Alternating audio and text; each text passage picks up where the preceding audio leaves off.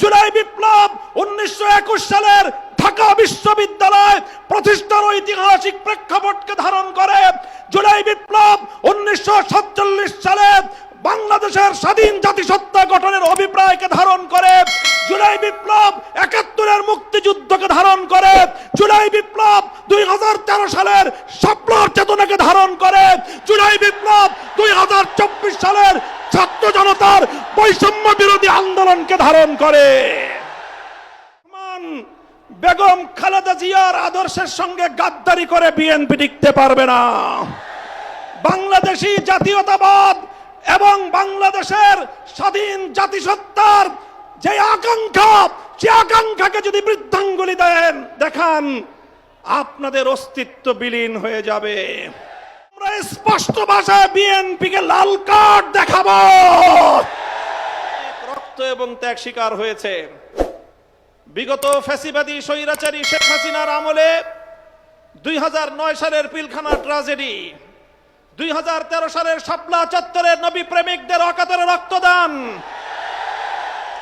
2013 সালে আল্লামা দেলোয়ার হোসেন সাঈদী রহমতুল্লাহ আলাইহির বিরুদ্ধে একটি কল্পিত রায়ের মাধ্যমে কোরআন প্রেমিক তাওহীদি জনতার উপর যে আক্রমণ করা হয়েছে, পাখির মতো গুলি করে প্রায় শতাধিক কোরআন প্রেমী তাওহীদি জনতাকে হত্যা করা হয়েছে। সেই সকল বীর শহীদান 2021 সালে মোদী বিরোধী আন্দোলনে হেফাজতে ইসলামের নেতাকর্মীদেরকে হত্যা করা হয়েছে। 2024 সালের জুলাই বিপ্লবে 1,500 বাংলার তামাল সন্তানদেরকে গুলি করে পরিকল্পিতভাবে হত্যা করা হয়েছে। রক্তের সাগর পাড়ি দিয়ে 36শে জুলাই, 5ই আগস্ট 24 সালে বাংলাদেশ নতুন ভাবে মুক্তি এবং স্বাধীনতা লাভ করেছে। জুলাই বিপ্লবীরা ঘোষণা করেছিল আগামীর বাংলাদেশ গঠিত হবে 1947 সাল, 71 সাল এবং 2024-এর ঐতিহাসিক বিজয়ের উপর ভিত্তি করে। তাই আজ যারা মনে করেন কেন আজকে বাংলাদেশের আলেম সমাজ, কেন আজকে বাংলাদেশের ইসলামপন্থীরা, কেন আজকে বাংলাদেশ খেলাফত মজলিস জুলাই বিপ্লবের পক্ষে এভাবে মাথায় কাফনের কাপড় বেঁধে রাজপথে নামতে চায়, যাদের মনে দ্বিধা সংশয় রয়েছে, আমি তাদেরকে বলতে চাই, আমরা জুলাই বিপ্লবের আকাঙ্ক্ষা জন্যই বাস্তবায়ন করতে চাই। কারণ জুলাই বিপ্লব 1905 সালের বঙ্গভঙ্গকে ধারণ করে। জুলাই বিপ্লব 1921 সালের ঢাকা বিশ্ববিদ্যালয় প্রতিষ্ঠার ঐতিহাসিক প্রেক্ষাপটকে ধারণ করে। জুলাই বিপ্লব 1947 সালে বাংলাদেশের স্বাধীন জাতিসত্তা গঠনের অভিপ্রায়কে ধারণ করে। জুলাই বিপ্লব 71-এর মুক্তিযুদ্ধকে ধারণ করে। জুলাই বিপ্লব 2013 সালের শাপলার চেতনাকে ধারণ করে। জুলাই বিপ্লব 2024 সালের ছাত্র জনতার বৈষম্য বিরোধী আন্দোলনকে ধারণ করে। সংগ্রামী সাথী ও বন্ধুগণ, তাই যারা ইসলামকে ভালোবাসেন, যারা বাংলাদেশকে ভালোবাসেন, যারা বাংলাদেশের শতবর্ষের ঐতিহ্যের স্বাধীনতার সংগ্রামকে যারা ধারণ করেন, জুলাই বিপ্লবের বিপক্ষে তারা থাকতে পারে না। তাই আজ আমি ক্ষমতাসীন বিএনপিকে বলতে চাই, আপনারা ঐতিহ্যের 50 বছরের রাজনীতিকে বিশ্বাসঘাতকতা করবেন না। শহীদ জিয়াউর রহমান, বেগম খালেদা জিয়ার আদর্শের সঙ্গে গাদ্দারি করে বিএনপি টিকতে পারবে না। বাংলাদেশী জাতীয়তাবাদ এবং বাংলাদেশের স্বাধীন জাতিসত্তার যে আকাঙ্ক্ষা, সে আকাঙ্ক্ষাকে যদি বৃদ্ধাঙ্গুলি দেখান, আপনাদের অস্তিত্ব বিলীন হয়ে যাবে।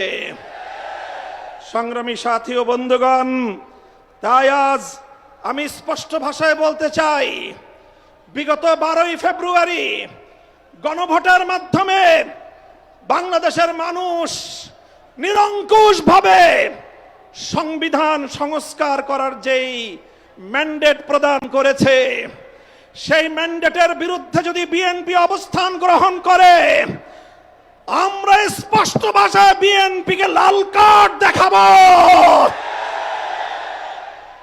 আমি বিএনপি নেতৃবৃন্দকে বলতে চাই, আমাদের একজন সহকর্মী আপনাদের নেতার বিরুদ্ধে একটা কঠোর শব্দ প্রয়োগ করেছিল, আপনারা মব করেছেন। তাই আমি ব্যক্তিগত আক্রমণ, ব্যক্তিগতভাবে কাউকে কোনো কটু শব্দ উচ্চারণ করতে চাই না। তবে একটা কথা বলতে চাই, যেই 12ই ফেব্রুয়ারি নির্বাচনের মাধ্যমে আপনাদের জন্ম হয়েছে, আপনারা যেই 12ই ফেব্রুয়ারির গর্ভে জন্ম নিয়েছেন, সেই জন্ম নেওয়ার পরে এখন 12ই ফেব্রুয়ারিকে অস্বীকার করছেন, অর্থাৎ জন্ম নেওয়া সন্তান পিতামাতার বিবাহকে অস্বীকার করছেন। এর বেশি আর কিছু বললাম না। যদি আমাদেরকে বলতে বাধ্য করেন, আমরা এরপরে আর কোন ব্যক্তির ব্যক্তিগত সম্মানের দিকে তাকিয়ে আমরা আমাদের মুখ বন্ধ রাখতে পারবো না। মনে রাখবেন, জুলাই বিপ্লবের ভিত্তিতে যেই গণভোট হয়েছে, সেই গণভোটে এদেশের ছাত্র জনতার 24-এর বিপ্লবের যে গণ আকাঙ্ক্ষা, রাষ্ট্র সংস্কার, রাজনৈতিক বন্দোবস্তের যেই সংস্কারের দাবি, সেই সংস্কারের দাবিগুলোই পয়েন্ট আকারে গণভোটে 4টি পয়েন্ট আকারে জাতির সামনে উপস্থাপন করা হয়েছিল। গণভোটের ইতিহাস আপনাদেরকে স্মরণ করিয়ে দিতে চাই। বাংলাদেশে ইতিপূর্বে আরো 3টি গণভোট হয়েছে। আজ 2026 সালে 4র্থ গণভোট হয়েছে। ইতিপূর্বে 3টি গণভোটের রায়ের সঙ্গে কেউ গাদ্দারি করে নাই।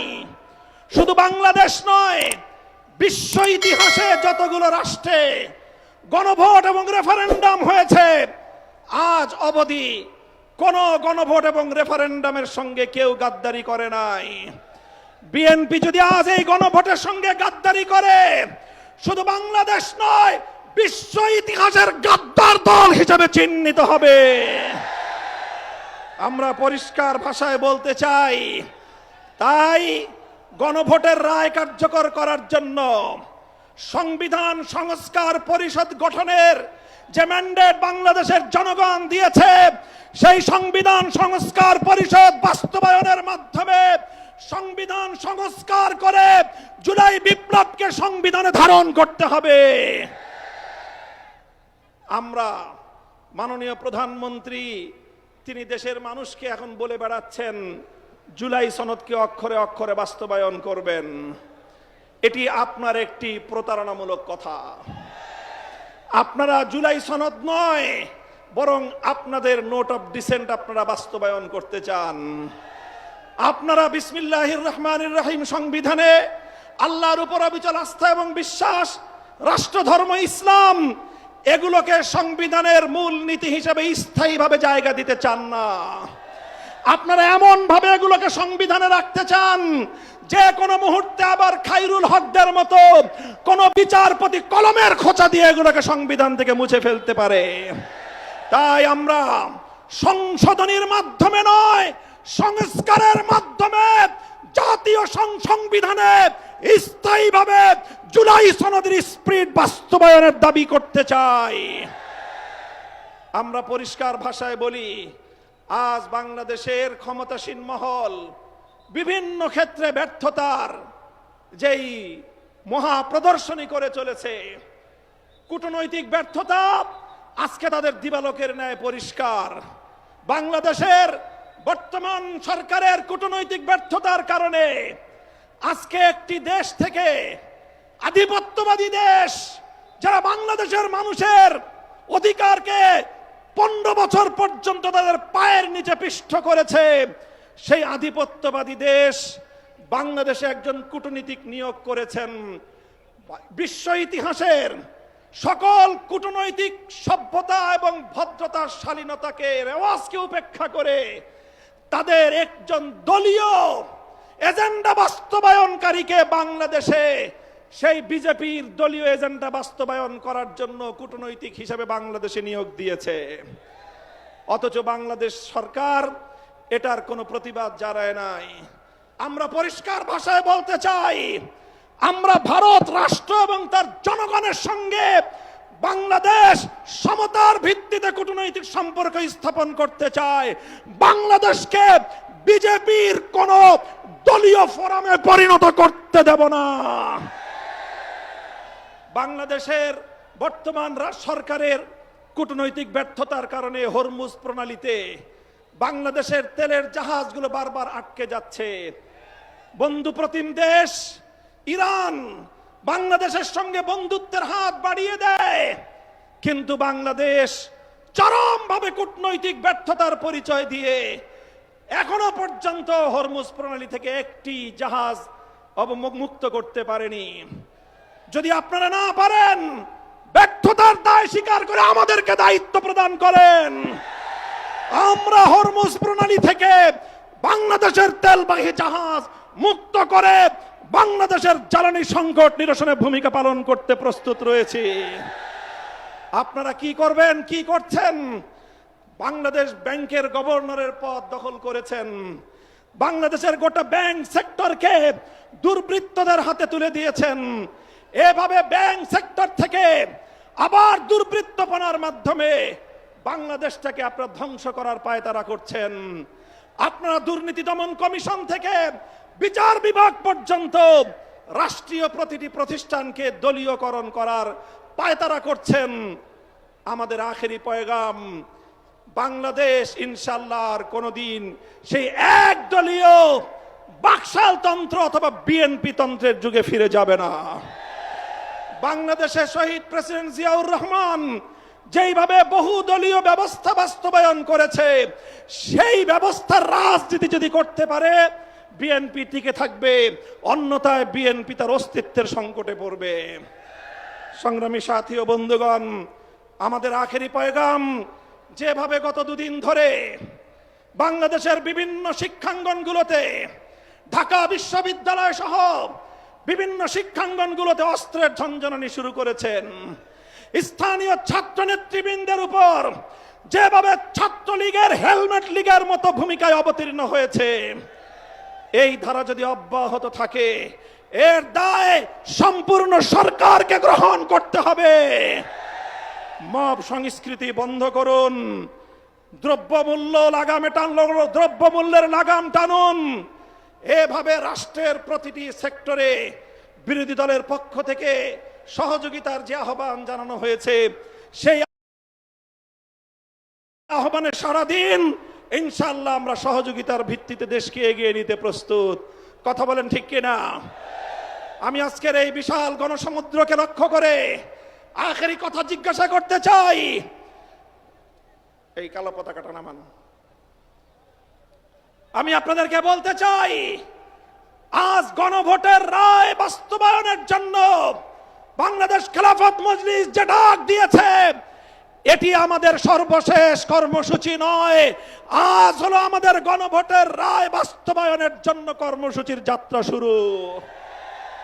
এই কর্মসূচি নিয়ে আমরা বাংলাদেশের প্রতিটি প্রান্তে প্রান্তে ছড়িয়ে যাব।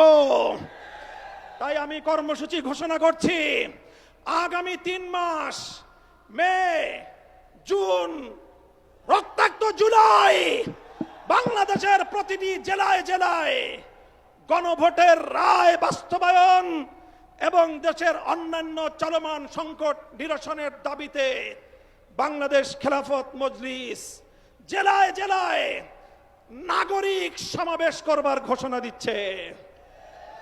প্রতিটি জেলায় নাগরিক সমাবেশ বাস্তবায়নের পর 2026 সালের 36শে জুলাই, 5ই আগস্ট ঐতিহাসিক এই ঢাকায় বাংলাদেশ খেলাফত মজলিসের ডাকে গণমিছিল অনুষ্ঠিত হবে ইনশাআল্লাহ। কর্মসূচিগুলো আপনারা বাস্তবায়ন করবেন তো ইনশাআল্লাহ? আমরা আমাদের আবার আখেরি পয়গাম দিয়ে যেতে চাই, এই গণভোটের রায়ের সঙ্গে যদি বিশ্বাসঘাতকতা করা হয়, জনগণের অধিকারকে যদি রাষ্ট্রীয় ক্ষমতার জাতাকলে পিষ্ট করার চেষ্টা করা হয়, আবার জুলাই হবে, আবার যুদ্ধ হবে, আবার লড়াই হবে, আবার সংগ্রাম হবে ইনশাআল্লাহ। নাসরুম মিনাল্লাহি ওয়া ফাতহুন করিব ওয়া আখিরু দাওয়ানা আলহামদুলিল্লাহি রাব্বিল আলামিন সুবহানাল্লাহি ওয়া বিহামদিহি সুবহানাকাল্লাহুম্মা ওয়া বিহামদিক। সুর ও বয়ানের ছোঁয়া, রাজনৈতিক গান, ওয়াজ মাহফিল ও বিনোদন। YouTube channel 2025।